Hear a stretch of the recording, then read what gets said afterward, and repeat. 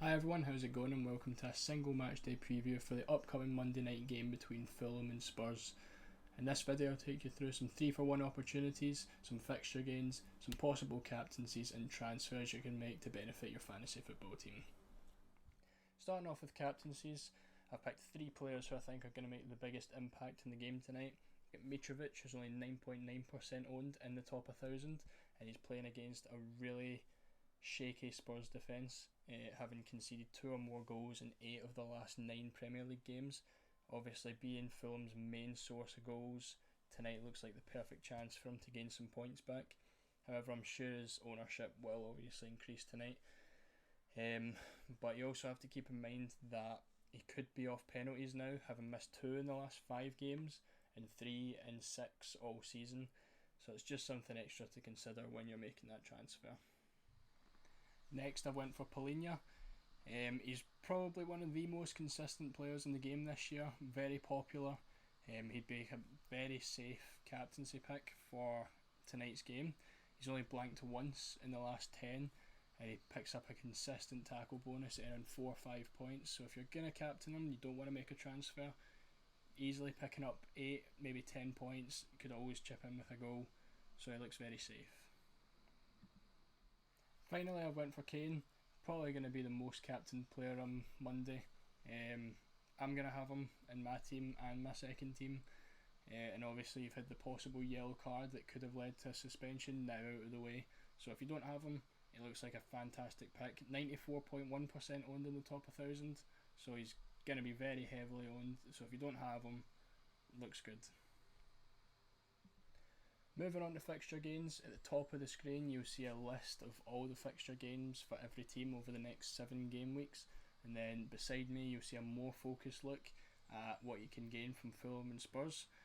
In terms of 3-for-1s, City and Liverpool look like the main standouts with 1 fixture in the time that Fulham and Spurs play 3. More specifically, you've got to take captaincies into consideration, so if you plan on captaining whoever you transfer in tomorrow, say it's Mitrovic, they'll get double points, which essentially counts as 2 games, making it a 4-for-1. And then if you also look that Fulham's next game is against Chelsea, that's also a single game day. So if you don't have a captain for there, Captain Mitrovic makes it a 5-for-1 over any City or Liverpool players. So it looks like a very easy option to take. I don't think many people are going to have Villa or Everton players, but if you do and you're looking at taking them out, looks like a good time. However, keep in mind that Everton have a single against Liverpool in mid-February. If you don't want to transfer a Liverpool player and you want to keep your Everton player for any reason, then maybe keep that in mind. But realistically, you shouldn't have an Everton player because they look really bad right now. So the main things to look at there is Liverpool and City. Finally, I've made a list of players I'd look at transferring out tonight. We've got 5 popular players there. So we'll start with Watkins and Rodrigo. Obviously we just had a single match day between Villa and Leeds, which people would have brought these 2 in. This really counts for any Leeds or Villa players that you've got and you're looking at taking them out after the single game day. Cancelo the same. For 11 million, he's just not really worth the price tag, and he's not been for weeks. Still owned by 13.6% of managers within the top 1k, and he's after getting 0 minutes on Sunday against Wolves. It looks like the time to get him out. De Bruyne, in a similar case to Cancelo, he just isn't justifying the price tag. Even though he's getting the minutes this time, he's only brought 3 double-digit hauls all season, and in the last 8 games he's only returned 8 or more points once. So I think if you've not got Kane yet and you're looking to get him in, De Bruyne would probably be a great transfer to make. I think at 11.3 million he's just not really getting what he was doing last year. I think it's an easy swap, to be honest. Finally, I went for Salah.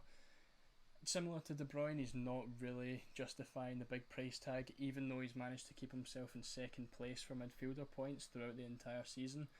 Recent weeks he's just not really been bringing in the points. So again, you could make the swap to Kane, but you've also got to keep in mind the single fixture against Everton in mid-February. I don't know which date it is. you're probably going to want him if you don't have another Liverpool player. But you could, if you've got the transfers there, you could always make the 3-for-1 with Kane and then transfer him back in, or the 5-for-1 with Mitrovic, depending on what you want to do. I think if you've not got many transfers, you could keep him in, but it's a difficult one. I think if he didn't have that single game day, it'd be an easy sell. Me personally, I had him in my team, took him out at the weekend.